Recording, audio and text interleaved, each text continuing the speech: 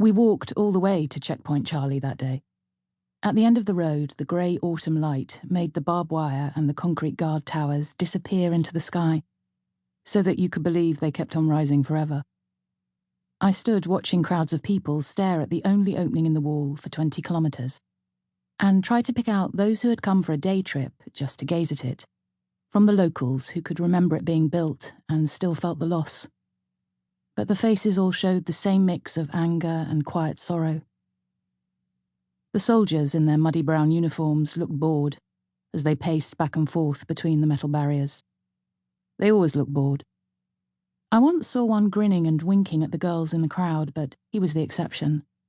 They stand there for 6 hours straight, rain or shine, and you wonder if they hope for the occasional attempt to jump the wall, or an attack by the Western fascists, just so they can put their training into practice. Even I, when I had a gun placed in my hands for my compulsory basic, felt a bit of a thrill as I pulled the trigger. The kick from the Kalashnikov nearly knocked me over, though, and my instructor laughed before taking it from me and replacing it with a single-shot rifle. So the boys in the watchtowers were looking for a spark of excitement, while the people below were looking for some sort of understanding. They wouldn't find any there, I knew. Nick appeared through the crowd then, carrying the drinks that he had bought from a man with a cart. He handed one to me and we both turned to silently gaze at the barrier. "What do you think when you look at it?" he said after a while.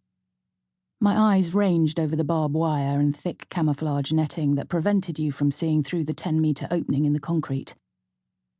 "I suppose it's hard to put into words," I replied. "It feels like we've lost something we won't get back. But, well, maybe it's necessary, just for now." He peered up at the guard tower. "So they say." A group of schoolboys shuffled past, clutching the red paperbacks that were to be the map to our future. One broke off and wandered right up to the soldiers, but his teacher caught him and dragged him away to the laughter of the others.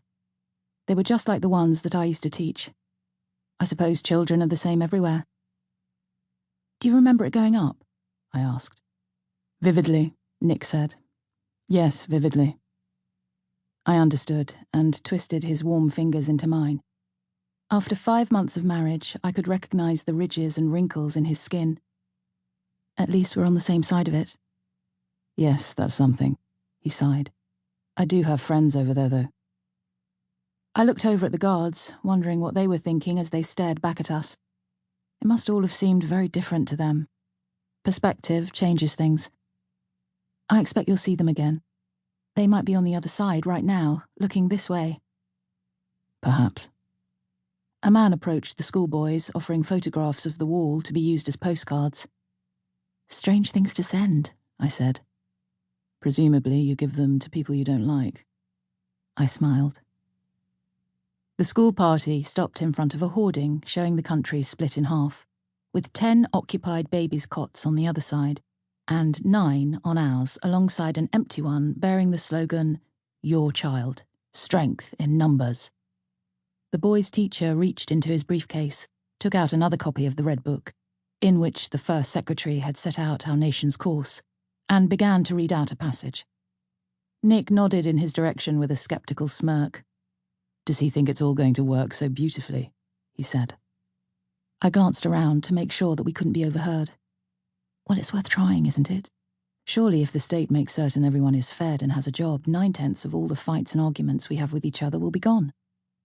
And really it did make sense. God knows there were difficult aspects to our new life, but the argument seemed entirely logical, and rehearsing it in my mind made me hopeful for the future. "Overnight in a puff of smoke." He tried to suppress a smile. "Oh, you're a horrid man." I poked him in the ribs. "So what's your big idea, then?" "I'm glad you asked," he said. "A gliding wing." "A gliding wing?" "That's it.